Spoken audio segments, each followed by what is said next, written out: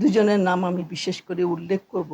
অনেকেই সবাই করেছে, তার মধ্যে এই যে আবু সাইদ এবং মীর মুগ্ধ, এই দুজনের আত্মত্যাগের মধ্যে দিয়ে কিন্তু আমাদেরকে অনেক কিছু শিখিয়ে দিয়ে গেছে।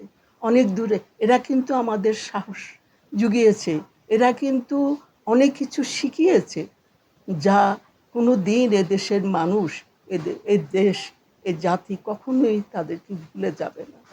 তারা সত্যি অনেক বড় কাজ করেছে, অনেক বড় কাজ করেছে, আমাদেরকে পথ দেখিয়েছে, আগামী দিনের সামনের দিকে এগিয়ে যাওয়ার পথ দেখিয়ে দিয়েছে।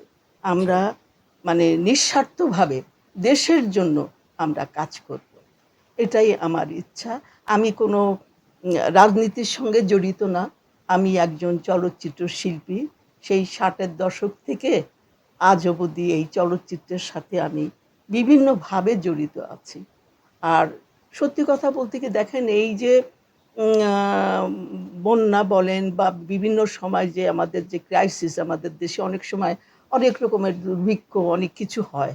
আমার মনে পড়ে, এই মুহূর্তে বলতে ইচ্ছা করছে আপনাদের সামনে, যে অনেক আগের কথা বলছি, যে তখন এই বন্যার সময় কিন্তু শিল্পী সমিতি বা শিল্পী সমিতির মানে লোকজন নীরবে ছিল না। সবাই আমরা কিন্তু, সেই মনে আছে আমার, এই তখন তো এরকম আমাদের মানে টাকা পয়সারও তেমন কোনো একটা ব্যবস্থা ছিল না, আমাদের ফান্ড ছিল না।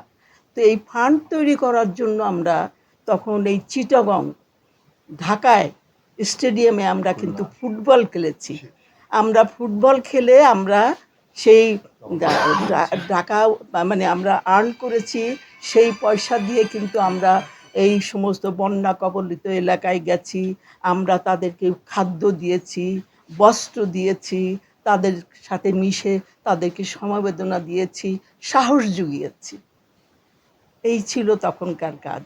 এখনও অবশ্যই আমরা আমাদের মন পরিবর্তন হয় নাই, অনেক কিছু বদলে গেছে, কিন্তু শিল্পীদের মন, আমাদের মন কিন্তু সেই আগের মতোই রয়ে গেছে। শিল্পীদের মন কিন্তু অন্যরকম, তারা মানুষের পাশে সবসময় থেকেছে, সব সময় মানুষের পাশে থেকে সব রকম কাজ করেছে, এবং এখনও আমরা করব, আগামীতেও করব। আমাদের আগামী প্রজন্মও এই ধরনের কাজ করবে।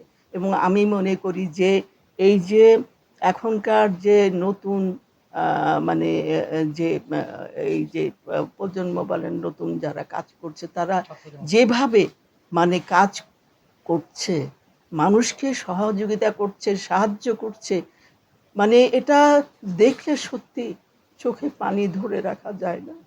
অনেক তাদের কাছ থেকে আমরা যে এদের কাছ থেকে আমরা অনেক কিছু শিখতে পারলাম, তাদের এই কর্মকাণ্ডের জন্য আমরা অনেক কিছু শিখতে পারলাম।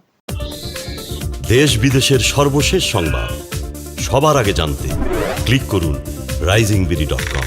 প্রতি মুহূর্তের খবর অনলাইনে।